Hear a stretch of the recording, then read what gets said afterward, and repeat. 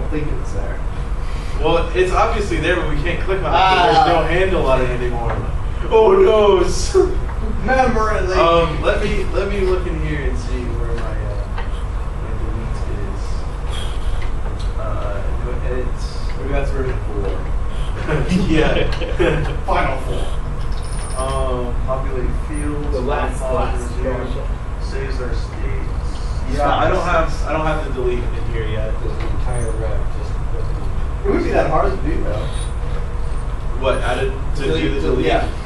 Well, the thing is, in the database administrator, I think I have the remove item thing done.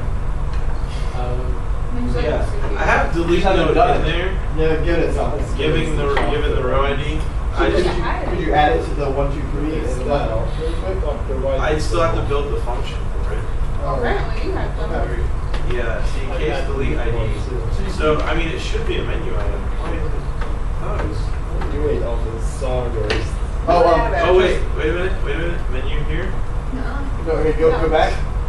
The menu. Alright. Press menu. Menu. So you just like below that. Don't road stuff. I don't know how I would get to it. So I'm just saying maybe it's like out of the visible range. Like when I was running it earlier, add note was like a small button. I don't know why it decided to be Gigantor on this version. Okay. I mean, well, go to your I might have been using 2.2.3. Go to your. I think which XML file is like your. View. Let's look at here. Control F. Go to your. Well, no, go to your model view. You can go to the function and regulate it and do references. Yeah. Where's the model view? Yeah, see, it's supposed to be in there. No, Tim, go to your model view so you can see like the GUI version of it.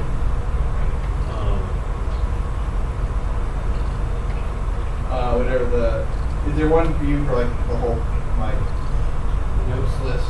Let's see if I got it in my strings. Yeah, menu delete. Where's I think. Well, I mean like. Yeah, menu delete. No, it's supposed to be in there. Go to what's it? Note list. Where do you Notes list. Go to the. Well, go to the. No, I mean like go to the graphical layout. Where you can see like a picture of notes the list. But yeah, but that goes into. I know what you're thinking of. It's on list item click. I just think that your layout, the way the button's laid out, it's under the button out of visible range. Yeah, I think that's what it is, but. Well, okay, delete take out the add note. Like comment it out. Where do you add menus? I don't have that here. It's all delete. No, I'm saying take out the insert ID one. Oh. See, I've got a context going on. It's not simply a menu. So I'm trying to remember how I get to that context. Try all the buttons. Maybe that one.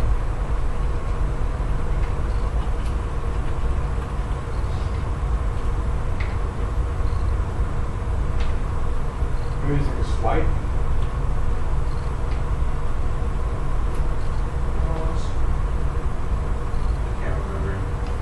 Alright. This is actually, this is one of the Google tutorials, and I did it a long time ago. Okay. And I pulled it back out. Are there any questions you guys have on what I did that actually is working? About databases, maybe? About creating your XML files? My question, okay, you have 3 different XML files, right? Yes. But why did you have to make them 3? Is it because you had 3 layouts, or? Sort of. It's because I have layouts within layouts. Okay. So, for example, like with this, I have my my list view layout here, which kind of segments the screen into blocks. Then I have what I'm going to fill those blocks with. And then, but my third view here is for actually editing. So that's this right here. That's right. Okay. Separate Hold on. This one here. Is there like? Shouldn't we be able to see the like? Is this the version? Not this page, but the other page. No, remember, because you don't actually write the view for your menus. You just Okay. tell the menu what buttons you want to have on it and where you want. Okay. All right. I was trying to find this, but Yeah. You don't write your XML files for those menus. It does that automatically. Do it for the list, though, right? Hmm? but yeah, that's the list one. Yeah, this is the list one right here. Or no, this is the list one right here. Yeah, that's Check correct. that out. Yeah. And it's not gonna show. Yeah. Okay. All right. No, that makes sense. All right. And you have 3 different XMLs because you have 3 different media. Right, because I've got my main view, I've got my edit view, and then I've got my sub-item view, which is each items is one of those list items or row items. What do you typically do all your Android coding in? Do you use Eclipse? Or Yeah, I use Eclipse. The nice thing about Eclipse is that the API is all built in seamlessly. Like I kind of showed you. It really kind of gives you a lot of what you need because it's really hard to remember this stuff. I sat down and tried to actually write this from command line, and it's not that difficult. It's a lot of But work. you have to know the API backwards and forwards. There is no control shift button, which is a lifesaver. Okay. Let's see what else. Yeah, you can use. Well, that's just dimensions. But oh, there's something else I want to ask.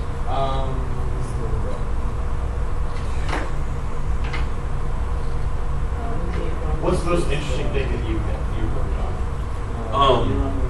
The maze. The maze? It's kind of awesome.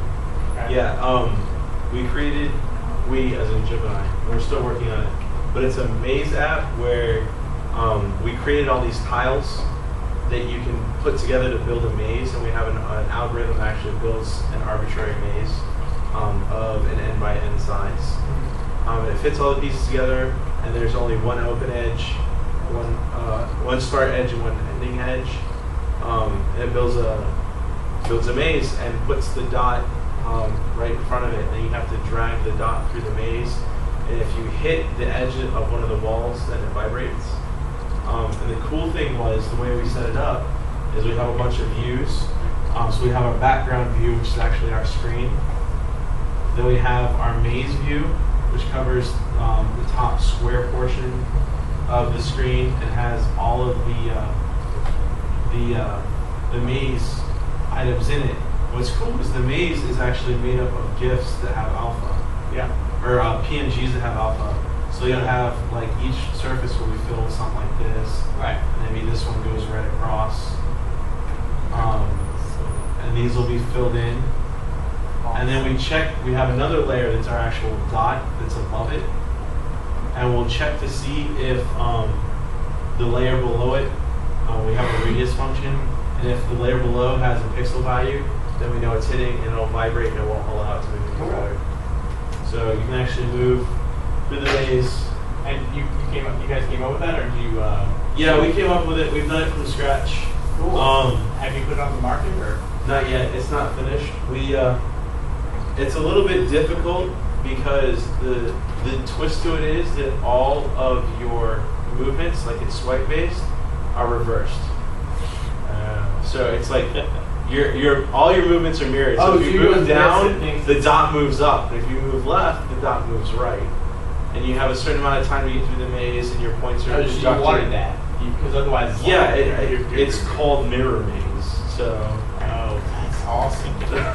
So like your score goes up by how fast you do it and how cleanly you do it. So no vibrates. Right, but it's impossible to do without. How good are the apps? All right. It depends on your screen size, obviously, but the way we've got it set up is that the size of the dot that you're dragging through scales by the screen size, so it's actually a ratio. Yeah. So that like if this is your path, no matter what size screen it is, the dot's always going to be, I think it's like 55% of it or something like that. And like to make it harder, we make the dot bigger. Yeah. Until it's like perfect. Yeah, until like yeah. But like when you have it that way, you drag like the phone is just vibrating the whole time, and it really eats battery fast. That's another problem. People are gonna. It's like No, that's the problem with vibrate is that, like a lot of apps that use that kind of stuff, like all the comments are, "It killed my battery." Bah! Yeah, so we have an option obviously that's going to vibrate off. Then you're fine.